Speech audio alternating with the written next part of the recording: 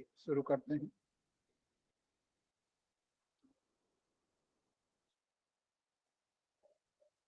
आवाज सुनाई दे रही है? आवाज आ रही है? मास्टर से कनेक्ट करेंगे।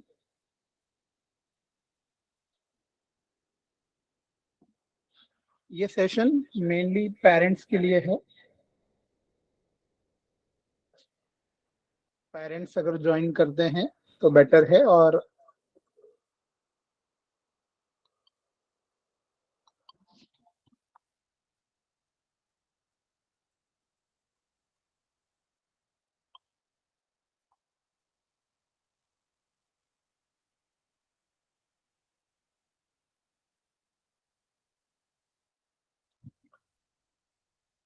ओके, 3 बार ओम का उच्चारण करेंगे और मास्टर से कनेक्ट करेंगे।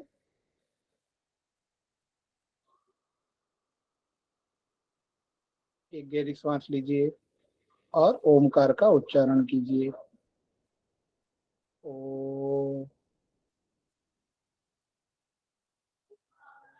ओ,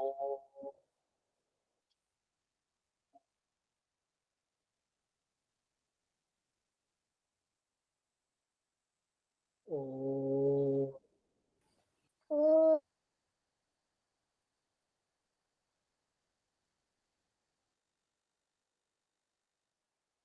ओ, ओ,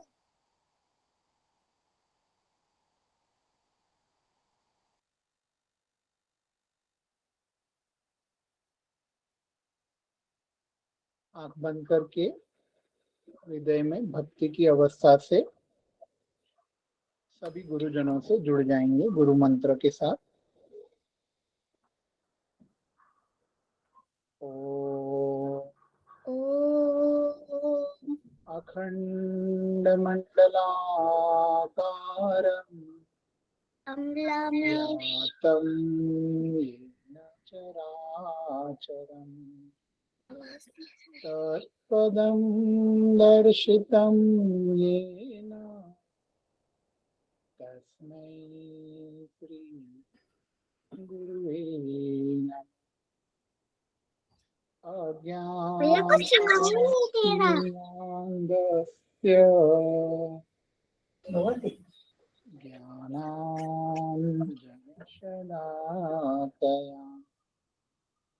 चक्षुरुन्मीलितं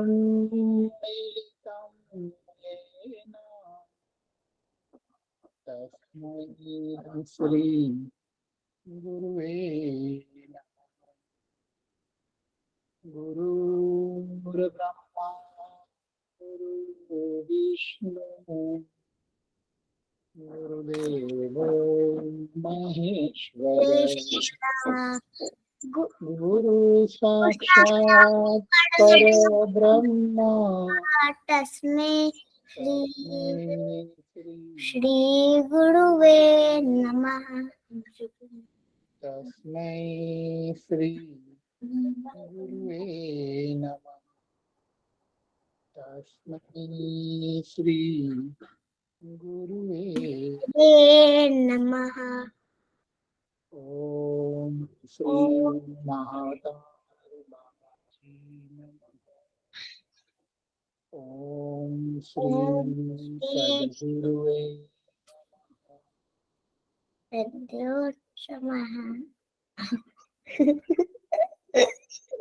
गुरुजनों के आशीर्वाद से आज का ये सेशन शुरू करते हैं। ओके, सभी लोगों की लाइन में म्यूट रखूंगा क्योंकि ये सेशन पेरेंट्स के लिए है, बच्चों के लिए नहीं है। लेकिन बच्चे अगर ज्वाइन करते हैं तो अच्छी बात है, अगर बच्चों को समझ में आता है तो बहुत अच्छी बात है। ओके, तो सबसे पहले आज का जो टॉपिक है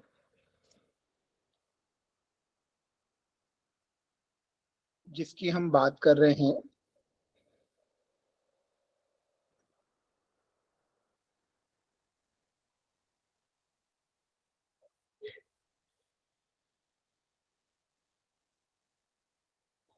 भगवान श्री कृष्ण। ओके, मेरी आवाज सभी को आ रही है? ओके, तो हम लोग सब त्योहार क्यों मनाते हैं?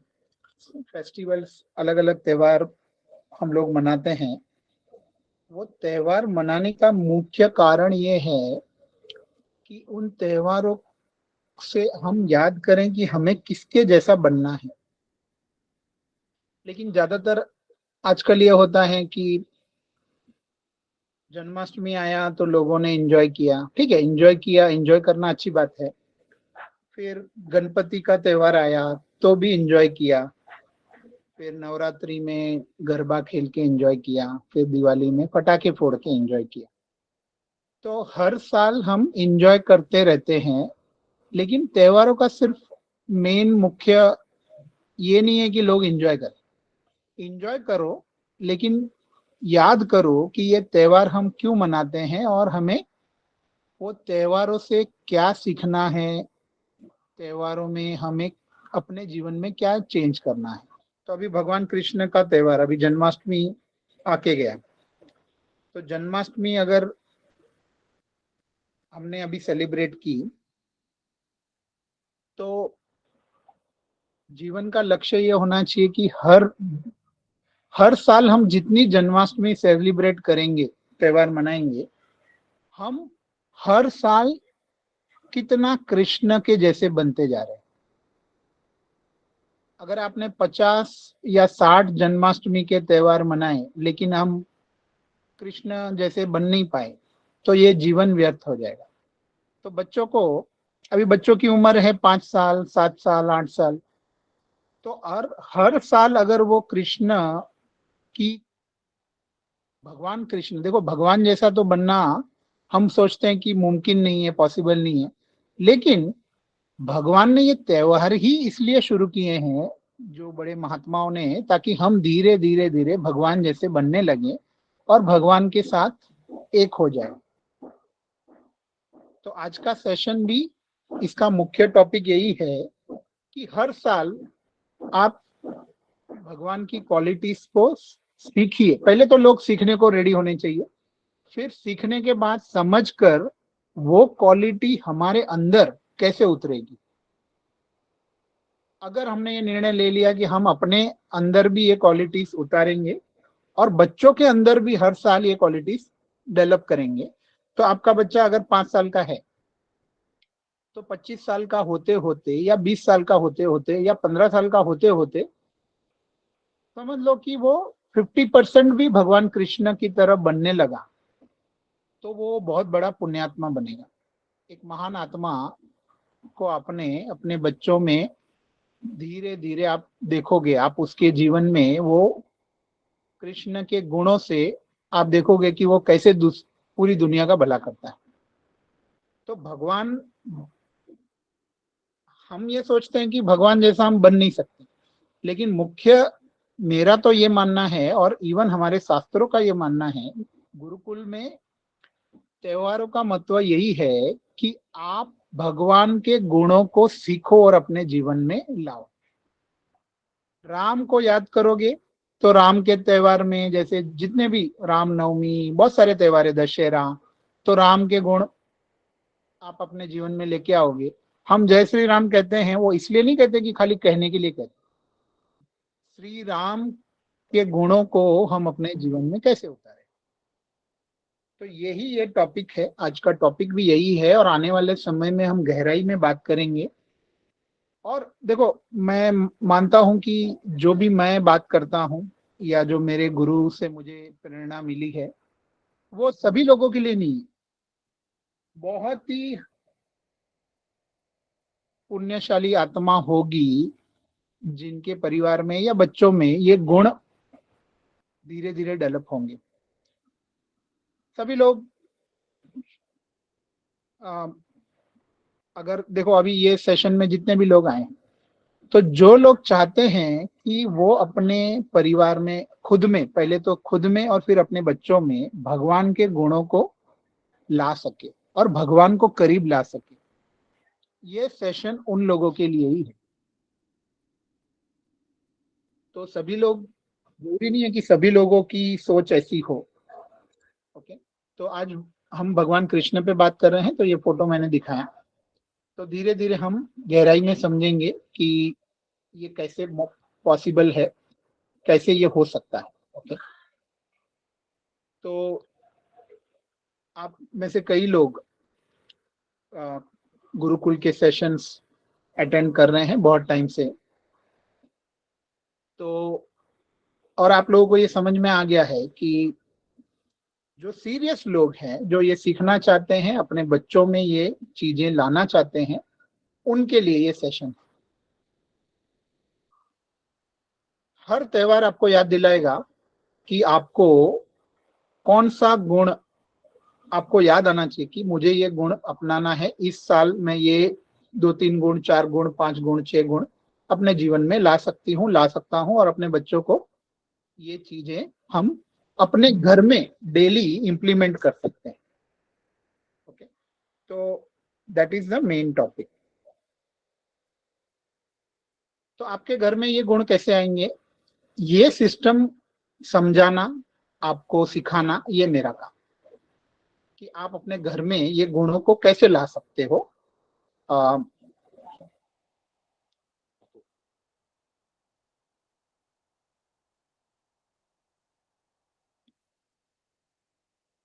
ओके, सभी लोगों को मेरा जो स्क्रीन है वो फुल स्क्रीन दिख रहा है? आप अंगूठा या रेज हैंड करो तो समझ में आए। Okay, very good. तो अभी देखो, कृष्ण की क्वालिटीज, कृष्ण के गुण की बात करें तो गुण तो बहुत सारे हैं, लेकिन हम 16 गुण की बात करेंगे, जिसको हम 16 कलाएं कहते हैं। तो 16 कलाएं हम, देखो एक सेशन में सभी कलाएं सिखाना पॉसिबल नहीं, क्योंकि खाली मैं बोल दूंगा कि ये कला का मतलब ये होता है, इसका मतलब नहीं है कि वो गुण आपके जीवन में या आप में या आपके परिवार में या बच्चों में आ जाएगा। That is not possible. क्योंकि अगर ज्ञान को खाली किसी को दे दिया, वो तो आप पढ़ के भी, आपको पढ़ के भी समझ में आ जाएगा कि ये गुण का मतलब क्या है, कला, ये कला का मतलब क्या है, लेकिन मतलब समझने से वो गुण आपके जीवन में नहीं आएगा। तो कुछ चीजें हमें प्रैक्टिस करनी पड़ेगी। ओके, कुछ चीजें आपको आपके बिहेवियर में, आपके रोज बरोज की जीवन में वो चीजों को प्रैक्टिस करना पड़ेगा, ताकि वो गुण आपका धीरे धीरे आप में वो गुण पक्का हो जाए। तो यही हमारा फोकस रहेगा। लेकिन आज जो है, हम सबसे पहले बात करेंगे कि ये गुणों को लाते कैसे। ओके, वो बात अगर समझ में आ गई, फिर हम गहराई में हर संडे या हर गुरुकुल के सेशन में कम से कम 2 गुण हर सेशन में हमारे अंदर लाने की कोशिश करेंगे। और मैं आपको डेली की प्रैक्टिस दूंगा कि क्या करने से वो गुण आता है। ओके, तो देखो, अभी इसको समझना कैसे है, मैं आपको बताता हूँ कि हमें लगता है कि भगवान कृष्ण जैसा बनने के लिए क्या करना पड़ेगा, हमें कुछ पता नहीं, अगर कुछ शुरुआत नहीं, हमें आइडिया नहीं है, तो मैं आपको एक फोटो दिखाता हूँ। ये फोटो को अगर आपने समझ लिया तो आपको यकीन होने लगेगा कि इसी जीवन में हम धीरे धीरे भगवान के गुणों को हमारे जीवन में, हमारे बच्चों में भी ला सकते हैं। और जो लोग बच्चों को सिखाते हैं, उनको तो ये सीखना जरूरी है, सीखना ही चाहिए। जो बाल संस्कार लोगों को सिखाना चाहते हैं, उनके लिए ये बहुत जरूरी है। ओके, तो ये फोटो हमने पहले भी देखा है, लेकिन फिर से मैं आपको ये फोटो दिखाना चाहता हूँ।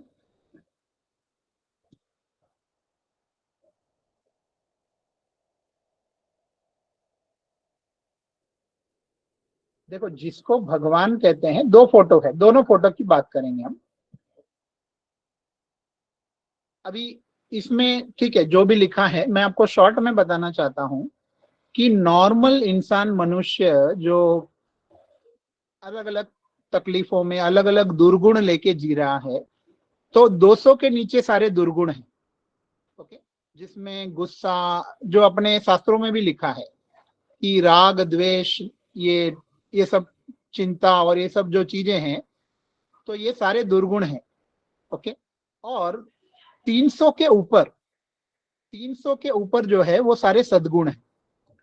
और 500 से ऊपर एक्चुअली में भगवान कृष्ण और भगवान राम के गुणों की शुरुआत होती।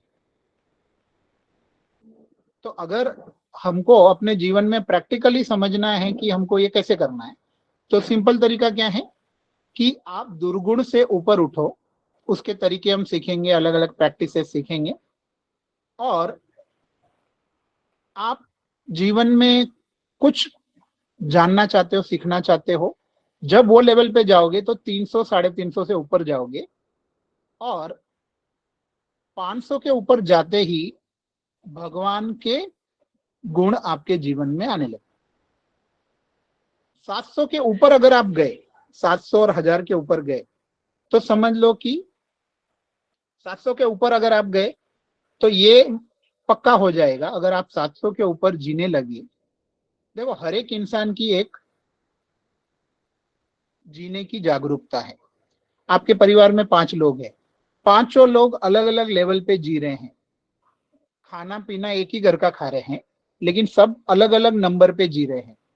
देखो, आप खुद पता करो आपके घर में जब सबसे ज्यादा गुस्सा कौन करता है, तो आप आसानी से बता सकते हो कि वो इंसान का जो जागरूकता का लेवल है, दुर्गुण या जो भी लेवल पे वो इंसान अटका है, वो कौन से नंबर पे है।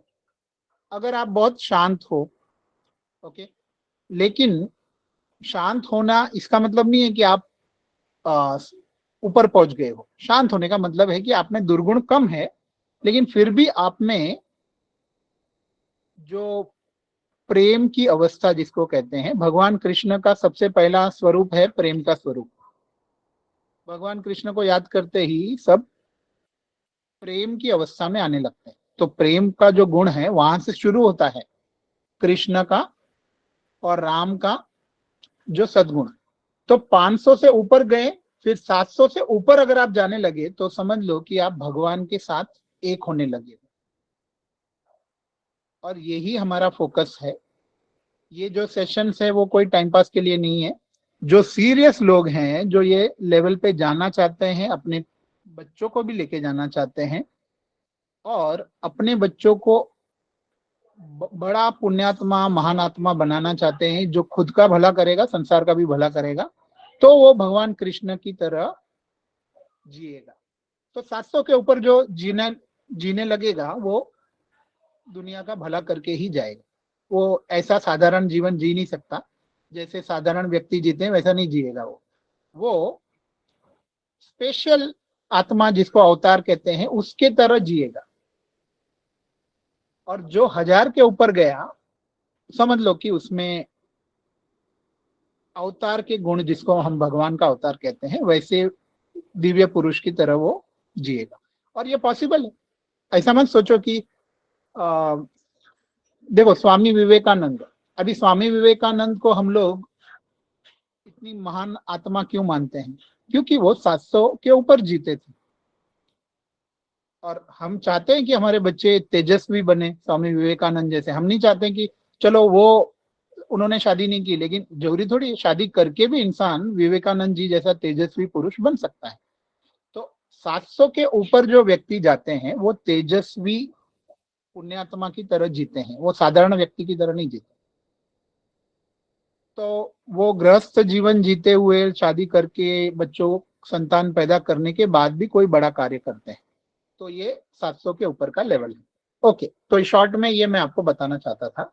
अध्यात्म के हिसाब से अगर इसको देखेंगे तो जो व्यक्ति अपने 7 शरीर, देखिए आपके सभी के 7 शरीर होते हैं, तो जो व्यक्ति नीचे के शरीरों के दुर्गुणों को साफ करते हुए, नीचे के 5 शरीर है, देखो, शारीरिक फिजिकल बॉडी जो बीमार होती है, एनर्जी बॉडी जो जिसको एनर्जी कम महसूस होती है, नींद आती है, जिसको भूख लगती है, भावना भावनामय शरीर जिसमें भावना आपकी सभी लोगों की अटकी होती है, और मेंटल बॉडी जिसमें माइंड, विचारों का शरीर, और कर्मों का शरीर, कार्मिक शरीर। तो ये पांचों शरीर को साफ करते हुए, सारे पांचों शरीर को, जो दुर्गुण को साफ कर पाएगा और जो स्पिरिचुअल बॉडी के लेवल पे जिएगा, वो भगवान कृष्ण की क्वालिटीज अपने जीवन में उतार सकता है। ओके, तो ये हो गया शॉर्ट में कि ये कैसे पॉसिबल है। अभी हम कुछ चीजें समझेंगे, सीखेंगे, प्रैक्टिस करेंगे, क्योंकि हायर चीजें समझनी मुश्किल है, इतनी आसान नहीं है सभी लोगों को समझ में आए। तो जो लोग 200 के नीचे जीते हैं उनको ऊपर की बातें नहीं समझ में आएंगी। तो अभी हम कुछ क्रिया करेंगे, कोई प्रोसेस करेंगे, ताकि हम कम से कम 300-400 तक पहुंचने की कोशिश करें, ताकि ऊपर की बातें हम समझ सकें। ओके, तो एनर्जी बढ़ती कैसे है, वाइब्रेशन कैसे बदलते हैं आपके, आप 200 से 500 के लेवल पे कैसे जाते हो, तो अभी वो चीजें हम करेंगे। ठीक है, ये सेशन पेरेंट्स के लिए है और फ्यूचर में हम बच्चों को भी यही चीजें सिखाएंगे। लेकिन सारी कलाएं, सारे गुण एक साथ नहीं सीख सकते, हर सेशन में 2-2 गुण। ओके, और एक इंपॉर्टेंट बात मैं आपको बताना चाहता हूं कि बच्चों के केस में ये अलग तरीके से सिखाना जरूरी है। बच्चों को मजा आना चाहिए, बच्चों को ऐसा नहीं लगना चाहिए कि ये, उनको अलग अलग कहानी बताया, उनको अलग अलग तरीके बताएं, अलग अलग चीजें करवाई, उनको मजा आने लगा और धीरे धीरे उनमें वो गुण आ जाते हैं। यही चीज हम वैदिक संस्कार के थ्रू करते हैं, ऑनलाइन करते हैं। तो हर महीने में 2 गुण बच्चों को हम सिखा सकते हैं, 2 कलाएं, हर महीने में 2 कलाएं बच्चे सीखेंगे। 4 सेशन में वो लोग को 2 कलाएं वो लोग सीखेंगे और प्रैक्टिस करेंगे। लेकिन उन बच्चों के जो पेरेंट्स हैं वो ये गुरुकुल के सेशन में सीखेंगे, ताकि देखो बच्चे करते हैं कि नहीं, वो पेरेंट्स करेंगे तो बच्चे करेंगे। तो पेरेंट्स को ये सेशन में हम करवाएंगे, बच्चों को अलग सेशन में 4 सेशन उनको ज्वाइन करने जरूरी है, ताकि वो कलाएं सीख सकें।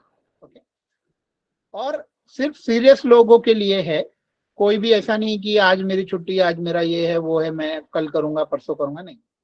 सीरियस लोग, तो ये जो सेशंस होंगे वो कुछ सिलेक्टेड लोगों को ही अटेंड करने मिलेंगे, सभी लोग नहीं आ सकते, सभी बच्चे नहीं आएंगे। जो सिलेक्टेड लोग हैं, जो सीरियस लोग हैं, वो सीखेंगे, करेंगे।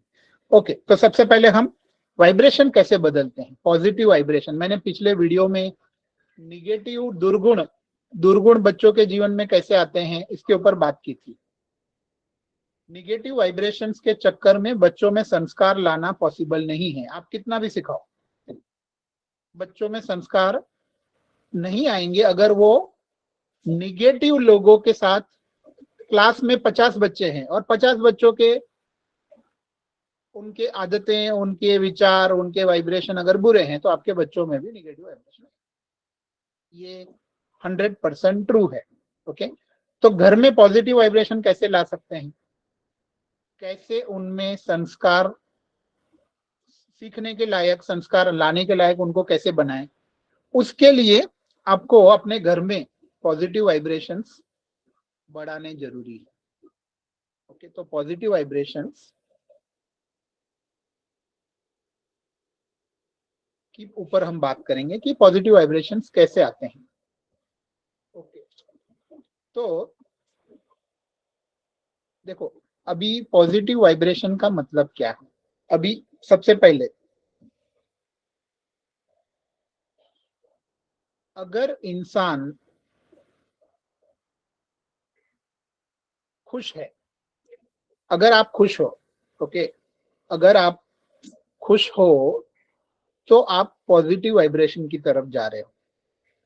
लेकिन अगर आप खुश नहीं हो, बोर लग रहा है आपको, कंटाला आ रहा है, कंटाला आ रहा है, बोर लग रहा है, वो भी पॉजिटिव वाइब्रेशन नहीं। तो ज्यादातर देखो, आप बच्चों को देखो बोर होते हैं, 90% बच्चे ये बोलते हैं कि हम बोर हो रहे हैं। तो फिर वो क्या करते हैं, मोबाइल में टाइम पास करेंगे, गेम खेलेंगे या चैटिंग करेंगे या वीडियो देखेंगे या तो टीवी देखेंगे। तो इसका मतलब ये है कि वो खुश नहीं है, वो बोर हो रहे हैं। ओके, तो अगर आप अपने जीवन में देखो, आप भी अगर बोर हो रहे हो और आपको भी मनोरंजन चाहिए, आपको भी कुछ ना कुछ करने के लिए, टाइम पास के लिए कुछ चाहिए, इसका मतलब हम खुशी के वाइब्रेशन तक पहुंचे नहीं, पॉजिटिव वाइब्रेशंस नहीं आए हमारे जीवन। तो पॉजिटिव वाइब्रेशंस कैसे आते हैं? जब आप अपने पांचों शरीर को, नीचे के जो शरीर मैंने बताए, फिजिकल बॉडी, इमोशनल बॉडी, इनको पूरी तरह से सेटिस्फाई करो, इनको अंदर से खुशी से भर दो, या इनमें इनको, ये जो शरीर को क्या चाहिए वो सब आप दे दो। तो फिजिकल बॉडी को क्या चाहिए? अच्छी नींद चाहिए, आराम चाहिए, और फिजिकल बॉडी स्वस्थ होनी चाहिए। तो आप थोड़ा एक्सरसाइज, थोड़ी छोटी मोटी चीजें करो ताकि फिजिकल बॉडी में, आपके शारीरिक शरीर में कोई तकलीफ ना हो। तो शारीरिक शरीर का प्रॉब्लम है। फिर एनर्जी बॉडी को एनर्जी चाहिए। अगर एनर्जी नहीं है तो आपको कंटाला आएगा। बच्चे भी चिड़चिड़ करते हैं, बड़े लोग भी करते हैं, बच्चे भी गुस्सा करते हैं, बच्चों को भी टेंशन आता है। तो ये एनर्जी बॉडी में एनर्जी नहीं होने की वजह से ये सब होगा। ओके, तो एनर्जी कैसे बढ़ाते हैं? एनर्जी हम बढ़ाएंगे तो पॉजिटिव वाइब्रेशंस के लिए क्रिया करनी जरूरी है। एक पर्टिकुलर रिदम में अगर आप एनर्जी को ले सकते हो, देखो हम एनर्जी कैसे लेते हैं? सांसें लेकर। लेकिन हम सांसें गलत तरीके से लेते हैं तो एनर्जी बॉडी कभी संतुष्ट नहीं होती है। तो हमको कंटाला आता है, बोर लगता है, टेंशन आता है, और धीरे धीरे हम दुर्गुण में अटक जाते हैं। तो एनर्जी बढ़ाने के सिंपल तरीके हैं कि सूर्य की ऊर्जा, एनर्जी सूर्य से आती है। सूर्य की ऊर्जा अगर हमको मिलती है, सूरज की ऊर्जा वाला वायु जिसको प्राण वायु कहते हैं, वो अगर हमें मिलता है सही तरीके से तो एनर्जी बढ़ती है। देखो अभी हम करके देखेंगे कि एनर्जी कैसे बढ़ती है, आपको खुद समझेगा। आप सिर्फ क्या करो, आप आंखें बंद करो और मेरी सांसों को सुनो। और आपको सिर्फ क्या करना है, मेरी सांसों को सुनते हुए आपकी गर्दन को सिर्फ इतना हिलाना है। देखो जब आप श्वास लेते हो तो गर्दन को हल्का सा इतना हिलाओ श्वास लेने के साथ, और श्वास छोड़ते वक्त नीचे करो, श्वास लेते वक्त ऊपर करो। तो आंखें बंद रखो, मेरी सांसों की आवाज को सुनो और मेरे साथ आप सांसें लो। देखो आपको कैसे एनर्जी बढ़ती हुई, वाइब्रेशंस बढ़ते हुए महसूस होंगे। आंखें बंद रखो और मेरी सांसों को सुनो। मेरे साथ आपको सांस लेते वक्त गर्दन को ऊपर करना है, श्वास छोड़ते वक्त नीचे करना है। मेरे साथ करते रहिए। अब प्यार से करिए, सांसों को एंजॉय करिए।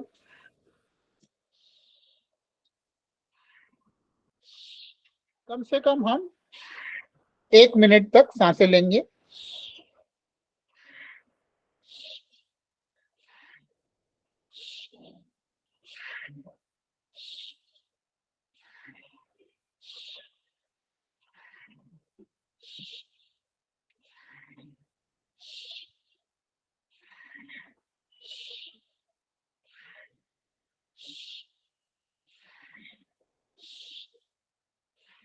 थोड़ी स्पीड बढ़ाइए।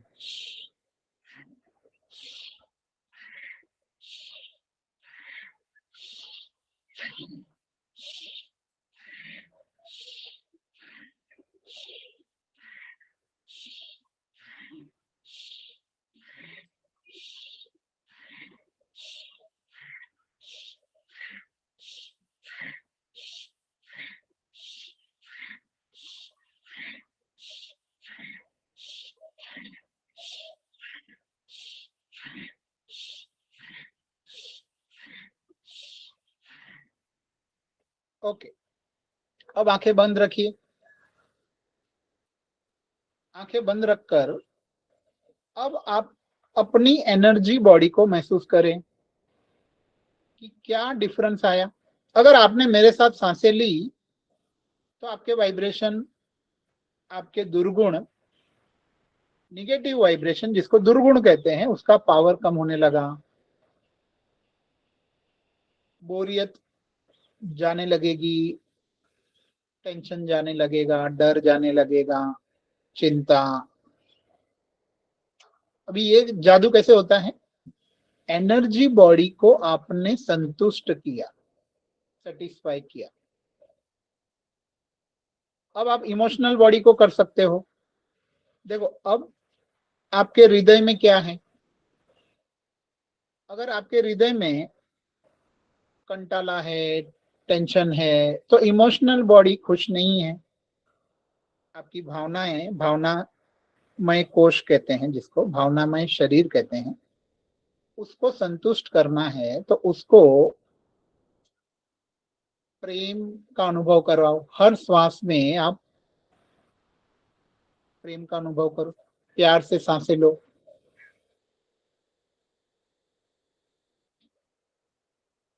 कम से कम 1 मिनट तक प्यार से सांसें लेते रहो। देखो धीरे धीरे आपका भावनामय शरीर खुश होने लगेगा, संतुष्ट होने लगेगा, इमोशनल बॉडी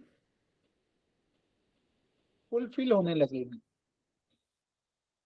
और जैसे ही आपकी इमोशनल बॉडी में प्रेम की अनुभूति होती है, प्रेम तो शुरुआत है, उसके आगे बहुत कुछ है, तो आपके वाइब्रेशंस बदलने लगते हैं। पहले आपको एनर्जेटिक महसूस हुआ तो आप 350 400 के ऊपर पहुंचने लगे, 200 से ऊपर गए। और जब आपको आपके अंदर प्रेम का अनुभव होने लगेगा तो आप 400 के ऊपर जा रहे हो, 500 के करीब जा रहे हो।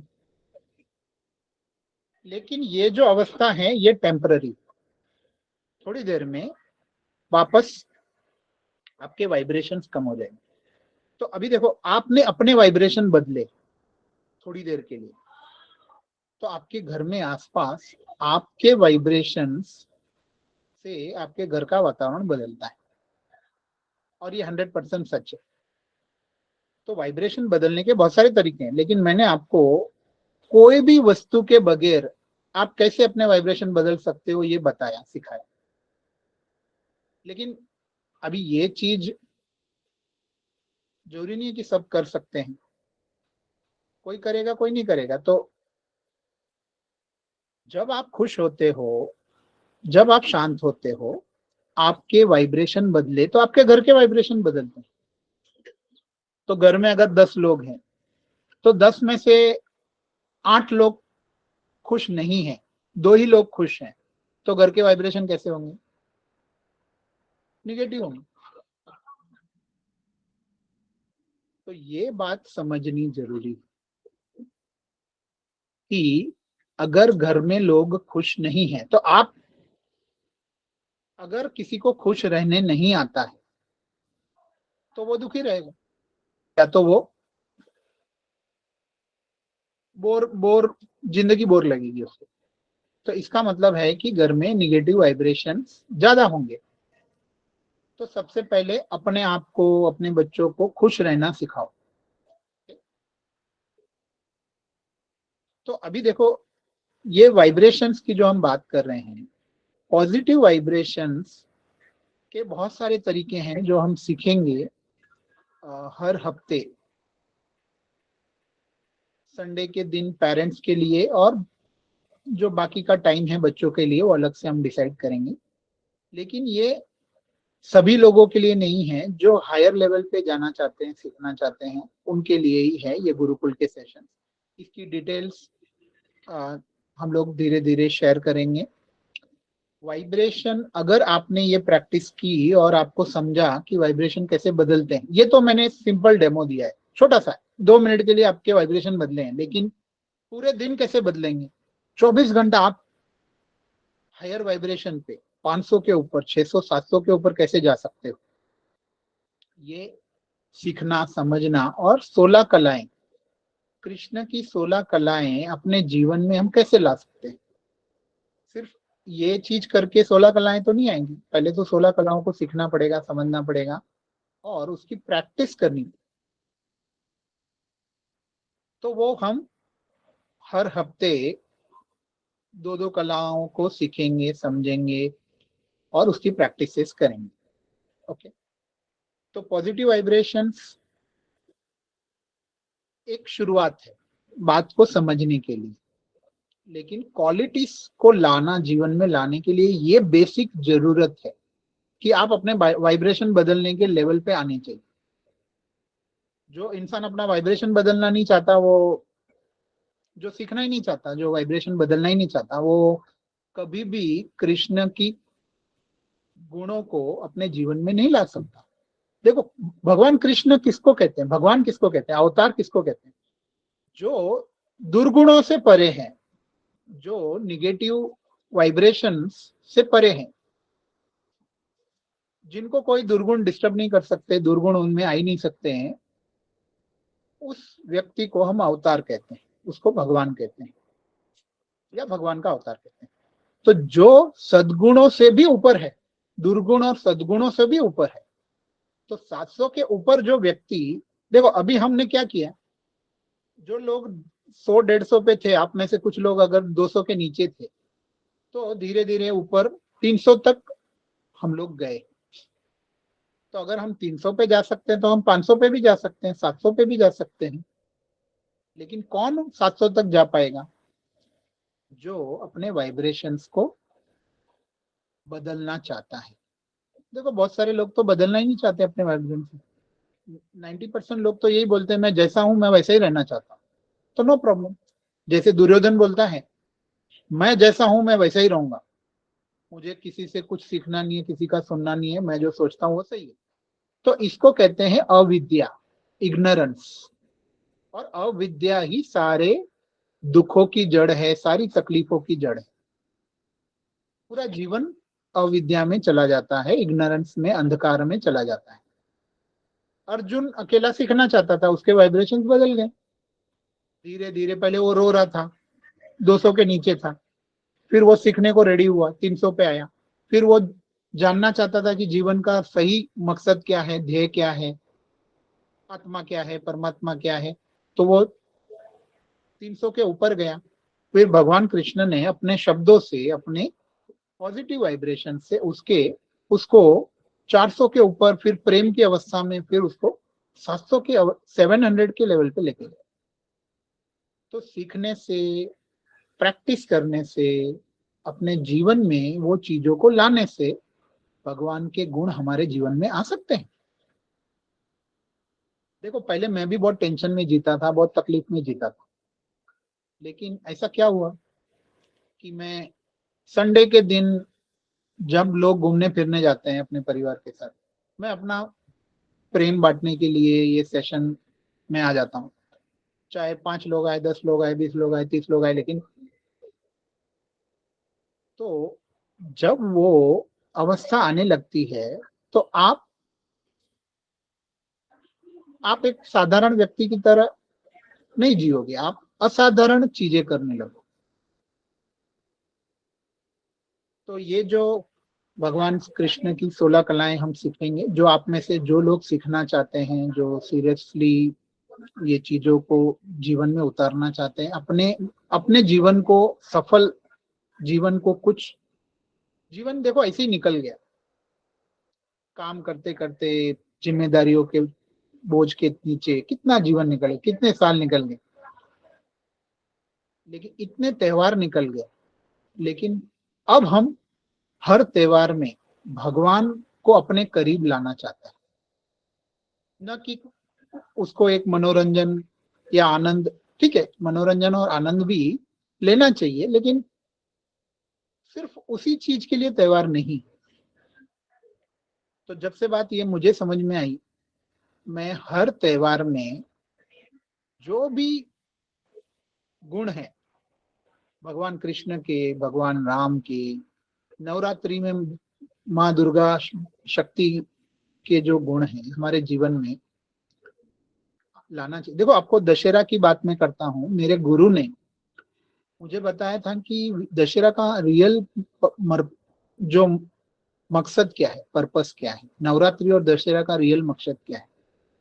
9 दिन आप अपने वाइब्रेशंस को बढ़ाते जाओ, और 10वें दिन अगर आपने पूरे दिल से, पूरी श्रद्धा से माँ दुर्गा की साधना की है, तो शक्ति आपको शिव तक पहुंचाएगी और आपकी विजय होगी 10वें दिन। इसके लिए उसको विजयादशमी कहते हैं। अब ये बात जब मुझे समझ में आई, तो मैंने नवरात्रि को सिर्फ इस नजर से नहीं देखा कि ये त्योहार है, ये अपने वाइब्रेशंस, अपने गुणों को हायर लेवल पे लेके जाने की एक आपको मौका मिला है, क्योंकि वो नौ नौ जो रातें हैं उसमें शक्ति के वाइब्रेशंस इतने स्ट्रांग होते हैं, जिसको मैं वाइब्रेशन कहता हूं वो शक्ति के वाइब्रेशंस, और आपके जीवन में वो बड़ा पॉजिटिव चेंज ला सकते हैं। तो हर त्योहार के ऊपर में मेरा काम ही यही है कि लोगों को त्योहार के पीछे का जो डीपर सीक्रेट है, डीपर महत्व है, वो बताना। तो जन्माष्टमी की हम बात कर रहे हैं, तो आने वाले दिनों में हम कृष्ण की कलाएं सीखेंगे, और जैसे जैसे आगे बढ़ेंगे गुरु के आदेश से जो भी हम सीखना चाहेंगे उसके ऊपर बात करेंगे, आगे जाएंगे।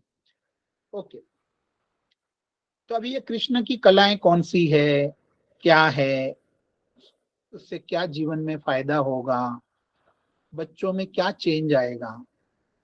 देखो, मैं कुछ कुछ एग्जांपल देना चाहता हूँ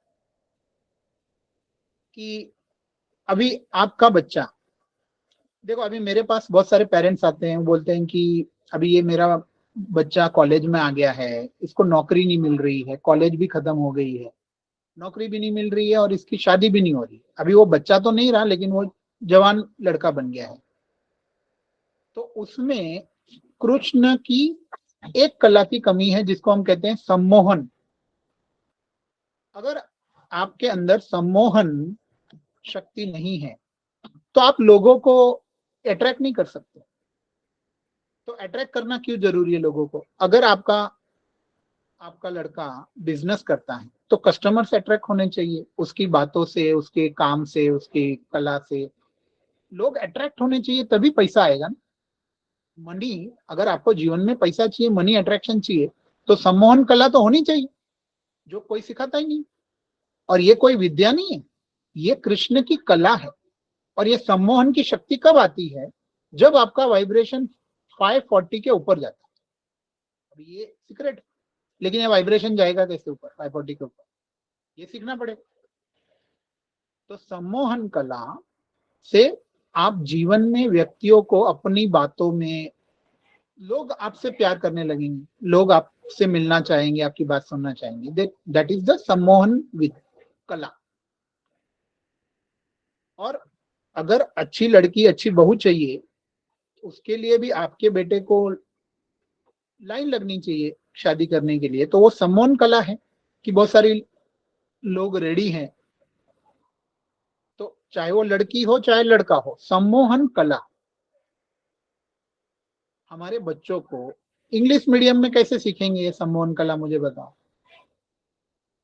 तो ये सब चीजें सिखानी जरूरी है। ऐसी बहुत सारी कलाएं हैं, मैंने एग्जाम्पल दिया सम्मोहन कला। तो जैसे कि कोई भी प्रॉब्लम को सॉल्व करने की कला। बच्चे कंफ्यूज हो जाते हैं, अरे मेरे जीवन में ये प्रॉब्लम आ गया, अभी मैं क्या करूं, मुझे कुछ समझ में नहीं आ रहा है। मतलब उनका माइंड अटक गया है, उनकी बुद्धि, उनके मन से वो प्रॉब्लम सॉल्व नहीं कर पा रहे। तो भगवान कृष्ण में हर समस्या का सॉल्यूशन निकालने की भी कला है। कोई भी डिफिकल्ट सिचुएशन में कैसे सॉल्यूशन निकालते थे भगवान कृष्ण, आप देखो महाभारत में। और आसानी से किसी को समझा सकते थे, किसी के गले में बात उतार सकते थे कि ये मैंने ऐसा क्यों किया, मैंने ऐसा क्यों कहा। तो ये सारी एबिलिटी जो है, ये कोई खाली याद रखने वाली चीज नहीं है कि भगवान कृष्ण में ये सब चीजें थी, उनमें थी। वो त्योहार इसके लिए है कि उनकी क्वालिटीज हमें भी हमारे जीवन में सीखनी है और समझनी है। देखो, अगर मेरी बातें आपको समझ में आ रही है तो इसका मतलब है अगर मेरे में वो कला नहीं है तो मेरी बातें आपको समझ में नहीं आएगी, मुझे बोलने भी नहीं आएगा। तो ये कला पहले मेरे में नहीं थी, लेकिन सीखने से, अपने वाइब्रेशंस बदलने से वो कला हम अपने भीतर ला सकते हैं। आपके बच्चों में भी आप ला सकते हो। और हर माँ बाप चाहते हैं कि वो अपना बच्चा कन्हैया जैसा बने, कन्हैया जैसे गुण हो। चाहते तो सब हैं, लेकिन उसके लिए क्या करना जरूरी है, क्या हम वो कर रहे हैं? क्या हम वो चीजें बच्चों को सिखा रहे हैं, वो रास्ते में आगे बढ़ रहे हैं? ये सब बहुत ही जरूरी बातें हैं जो हमें सोचनी चाहिए। तो ऐसी बहुत सारी कलाएं हैं जो हम अलग अलग लाइफ में जो जरूरी है। ओके, देखो जैसे व्यक्ति हमेशा ये सोचता है कि मेरे जीवन में कोई कमी है, मेरे जीवन में ये चीज की कमी है, वो चीज की कमी है, वो चीज की कमी है। ये जो है ये भी एक प्रॉब्लम है, लेकिन भगवान कृष्ण को कभी नहीं लगता था कि मेरे जीवन में कोई चीज की कमी है। तो ये भी एक कला है। देखो आप अपने बच्चों को कितना भी अच्छे से अच्छा बेस्ट ऑफ द बेस्ट चीज दे दो, लेकिन फिर भी उनको लगेगा कि नहीं मेरे पास ये नहीं है, मेरे पास ये चीज की कमी है, वो है वो है। कितना भी पैसा कमा लो फिर भी हमें जीवन में ये क्यों लगता है कि जीवन में कोई चीज की कमी है। तो कोई तो कला हमने नहीं सीखी जो हमें सीखनी चाहिए। ये भी एक कला है। ऐसी बहुत सारी कलाएं हैं।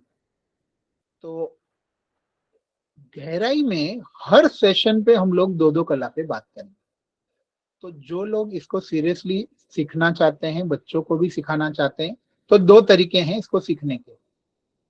आप या तो इस तरीके से लाइव सेशन अटेंड कर सकते हो, सीख सकते हो, या अगर आपके पास टाइम नहीं है, संडे को बिजी रहते हो, बहुत सारे लोग संडे को परिवार के साथ घूमने जाते हैं, जो जाना भी चाहिए, बच्चों को एंजॉय कराना चाहिए वो। लेकिन इसका मतलब नहीं है कि हम सीखे नहीं। तो उसका भी तरीका है कि ये सेशंस को रिकॉर्ड करके वो रिकॉर्डिंग को आप सुनो, रिकॉर्डेड वीडियोस को सुनो, अपने परिवार के अपने बच्चों के लोग देखो। रिकॉर्डेड वीडियोस का फायदा ये है कि वो रिकॉर्डेड वीडियोस आप अपने परिवार को भी दिखा सकते हो, अपने बच्चों को भी दिखा सकते हो, बार बार देख सकते हो। अगर कोई बात समझ में नहीं आई तो बार बार प्रैक्टिस भी कर सकते हो।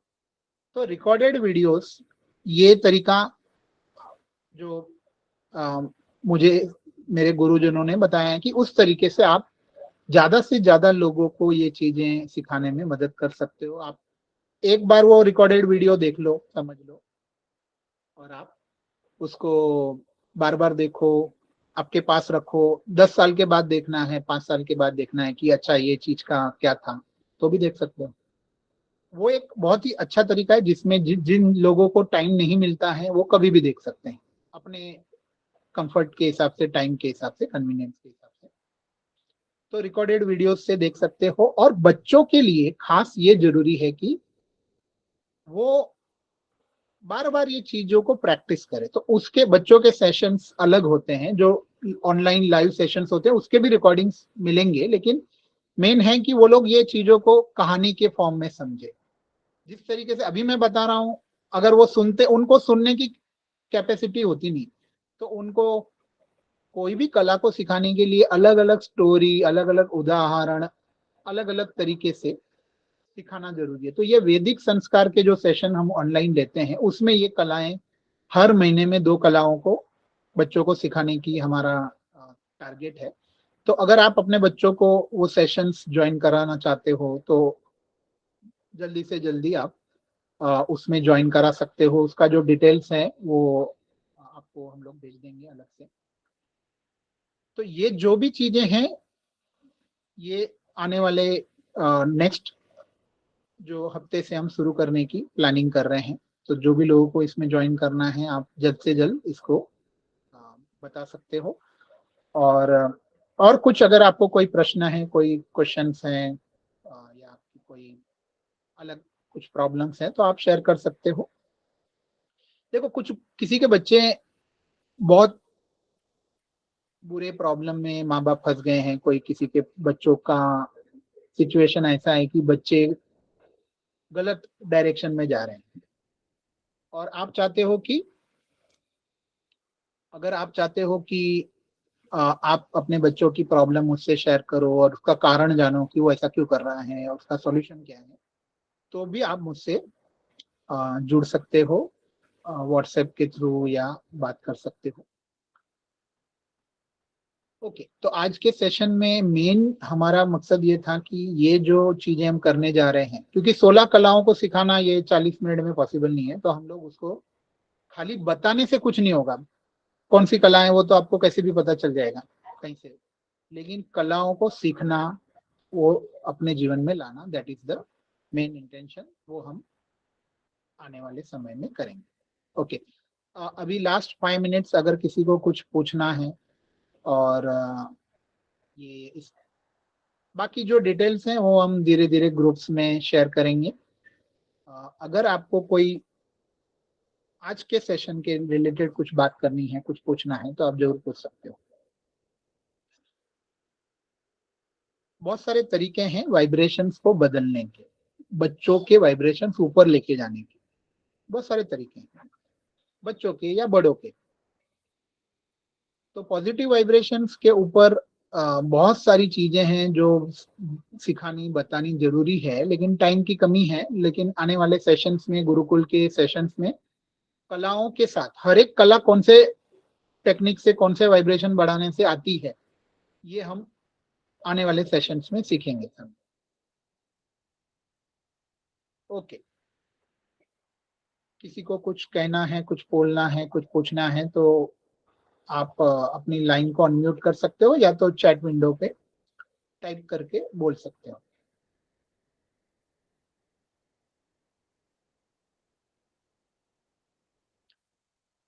अच्छा, एक जब जब तक अगर किसी को कुछ पूछना नहीं है, तो देखो, अभी मेरे गुरु कहते हैं हर एक बच्चा यूनिक है। यूनिक यानी आप किसी को किसी के साथ कंपेयर नहीं कर सकते। वो बच्चा दुनिया को क्या देने आया है, या तो वो इस जन्म में देगा या आने वाले जन्मों में देगा। जब वो 700 के ऊपर जाएगा, तब दुनिया के लिए वो बहुत कुछ बड़ा काम करेगा, कभी ना कभी तो करेगा। लेकिन अगर आप चाहते हो कि वो इसी जन्म में वो दुनिया के लिए एक महान आदर्श व्यक्ति बने, तो उसको भगवान कृष्ण की कलाएं सिखाना जरूरी है। इसी जन्म में अगर आप चाहते हो कि आपका जीवन बदल जाए। देखो, कुछ लोग यहाँ पे बहुत मतलब जिनकी उम्र बढ़ चुकी है, कुछ लोग हैं जो 50 के ऊपर है, 60 के ऊपर है। आप अपने जीवन पे फोकस करो। अगर आप अपने वाइब्रेशन बदलना चाहते हो और अपने जीवन को सफल करना चाहते हो, तो आप अपने लिए सीखो। और जो माँ बाप अपने परिवार और अपना और अपने बच्चों का जीवन सफल करना चाहते हैं, तो वो अपने लिए सीखे। किसी और को बदलने की कोशिश करना थोड़ा मुश्किल है। हम अपने आप को बदल सकते हैं, या तो बच्चे छोटे हैं तो बच्चों को बदल सकते हैं। लेकिन बच्चे बड़े हो गए, आज के जमाने में मैं आपको बोल दूं, 15 साल के ऊपर बच्चे हो गए, फिर आप उसको बदलने की कोशिश करोगे तो वो मुश्किल है।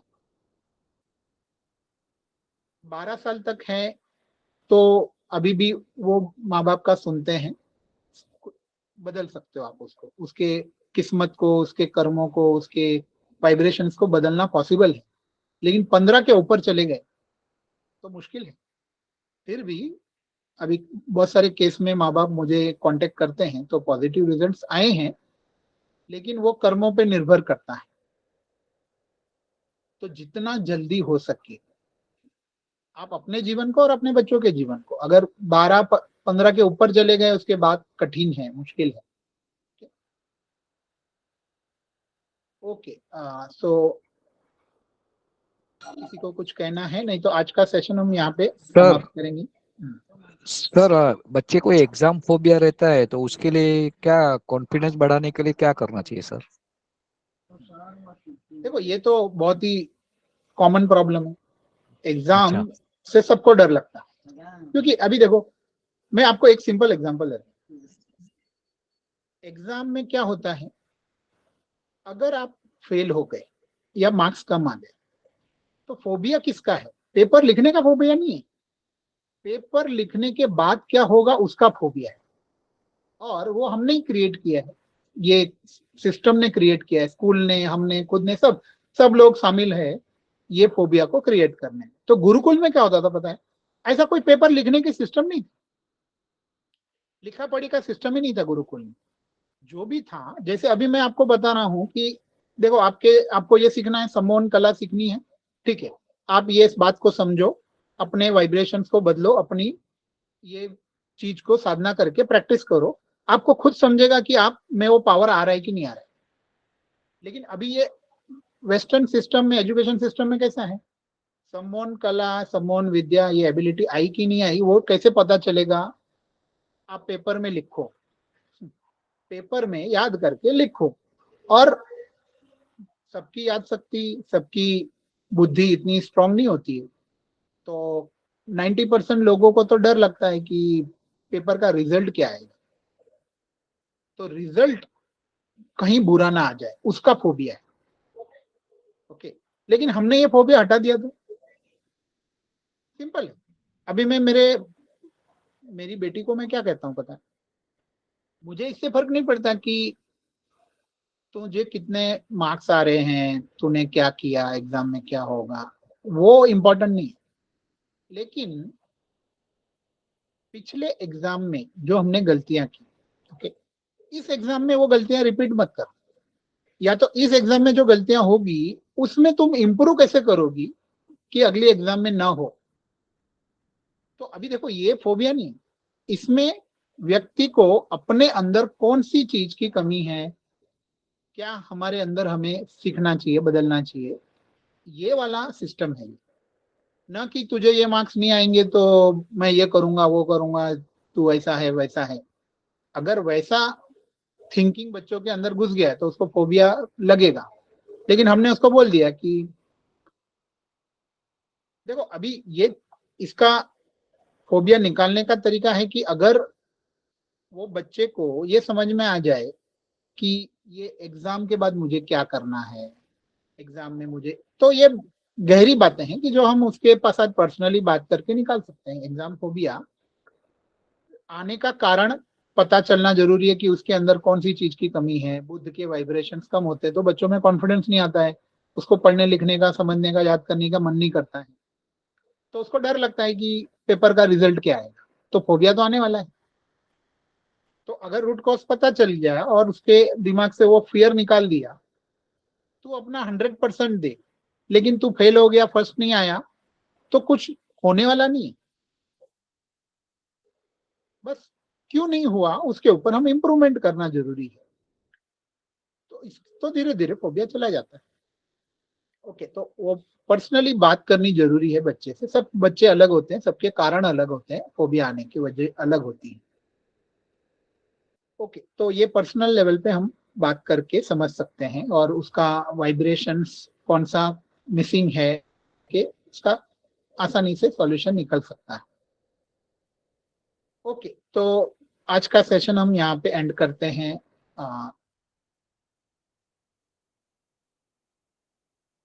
ओके, किसी ने पूछा है कि ब्रीदिंग एक्सरसाइज जो आज हमने सीखी उसको हर दिन अभ्यास करना है क्या? कर सकते हो, लेकिन ये जो अभी आपने किया मेरे साथ,